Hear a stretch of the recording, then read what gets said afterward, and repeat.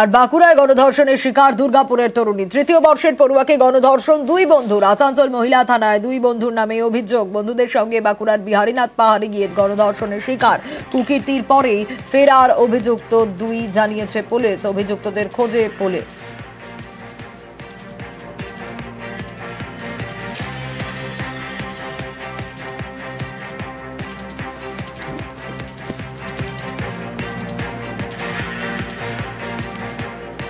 ঘটনার পর অভিযুক্তদের বাড়িতে গিয়েছিলেন আমাদের প্রতিনিধি। ছেলের বন্ধুরা এসেছিল, বলছেন অভিযুক্তের মা।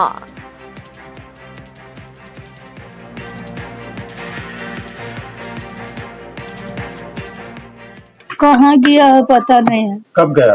कल सुबह गया है। कौन कौन दोस्त के साथ गया था बिहारी में? अभिषेक था, रोहित था, चंदन था। कब से आकाश घर से निकला हुआ है? कल सुबह। क्या बोल के गया?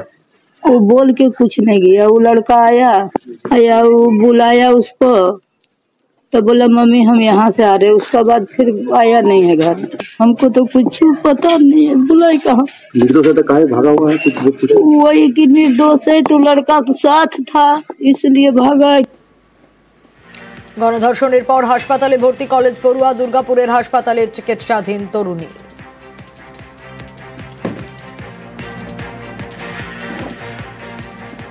আর হাসপাতালে বিজেপি বিধায়ককে ঢুকতে বাধা। নিরাপত্তা রক্ষীদের বাধায় হাসপাতালে ঢুকতে পারলেন না লক্ষণ ঘরুই। নিরাপত্তা রক্ষীদের সঙ্গে তর্কাতর্কি বিধায়কের।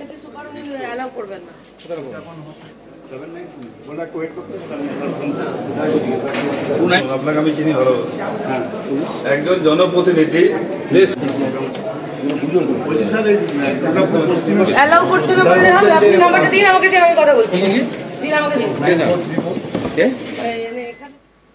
তিনজন এসেছিলেন, তারা বলেছেন যে তারা ঢুকতে চান। কোথায় যেতে চান? হসপিটালের মধ্যে ঢুকতে চান। আমাদের কোনো পেশেন্ট যদি পুলিশ কেসের আন্ডারে ভর্তি থাকে, আমরা সেক্ষেত্রে পুলিশের পারমিশন বা কোর্টের পারমিশন ছাড়া আমরা ঢুকতে দিতে পারি না।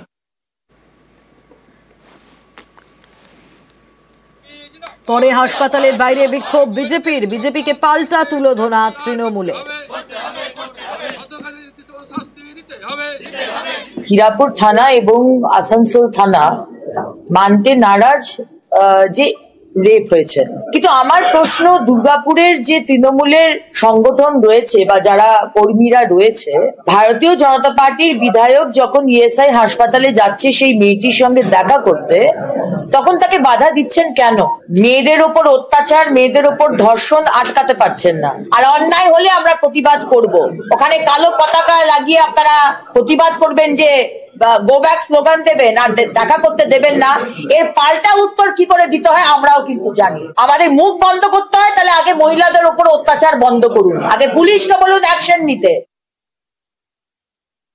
মানুষের কাছে বিধায়ক যাবেন কেন? কোনো তথ্য গোপনের ব্যাপার নেই। এটা অত্যন্ত অবাঞ্ছিত ঘটনা। ব্যাপারটা প্রশাসন দেখছে। এটা তো অত্যন্ত নিন্দনীয় ঘটনা। একজন হসপিটালের ভেতরে মৃত্যুর সঙ্গে লড়াই করছে, আর তার রাজনৈতিক ফায়দা নেওয়ার জন্য কেউ অন্যান্য পেশেন্টদিকে অসুবিধা সৃষ্টি করে তারা ঝান্ডা হাতে গেটে, হসপিটালের গেটে অবস্থান করছে। এটা কি সুস্থ রাজনীতির পরিচয়?